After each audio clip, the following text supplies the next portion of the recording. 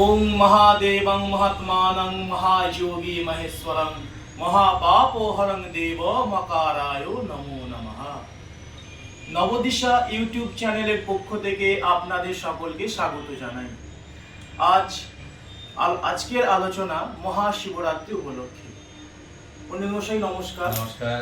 আপনাকে কিছু সাধারণ মানুষের সাহায্যের জন্য, মার্গদর্শন করানোর জন্য মহাশিবরাত্রি উপলক্ষে কিছু প্রশ্ন আপনাকে জিজ্ঞাসা করব। আপনি সাধারণ মানুষের জন্য একটু যদি উত্তর দেন খুব ভালো হয়। হ্যাঁ, নিশ্চয়ই। এই আসন্ন মহাশিবরাত্রি উপলক্ষে সাধারণ মানুষ কিভাবে শিব পূজা করবেন যদি একটু বলতেন সুবিধা। হ্যাঁ, আমি এর আগে একটা ছোট্ট ভিডিও করেছিলাম। সেই ভিডিওতে বলেছিলাম যে আমার গৃহ মন্দিরে কিভাবে প্র্যাকটিক্যালি শিবরাত্রির দিন জল ঢালতে হয়। শিবলিঙ্গে কি ডাইরেক্ট জল ঢেলে দেওয়া হবে, নাকি তার কোনো বিধি আছে?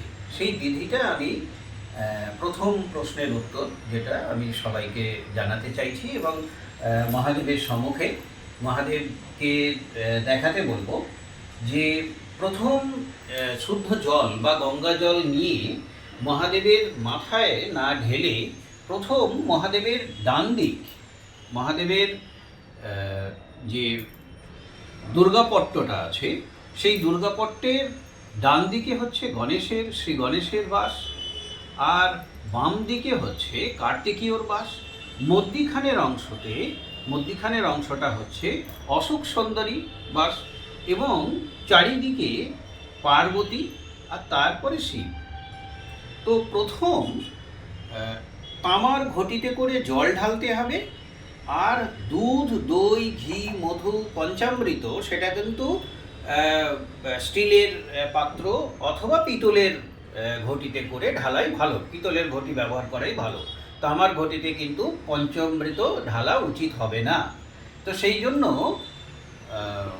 প্রথম জল নিয়ে জল যদি ঢালতে হয়, যদি পঞ্চামৃত না হয়, তাহলে প্রথম গণেশের কাছে ওং গাং গণপতায় নমঃ বা শুধু গাং গণপতায় নমঃ, তারপরে কার্তিকেয়ায় নমঃ, তারপরে অশোক সুন্দরী দেব্যাই নমঃ, তারপরে পার্বতী দেব্যাই নমঃ বলে চতুর্দিকে জল ঢালতে হবে।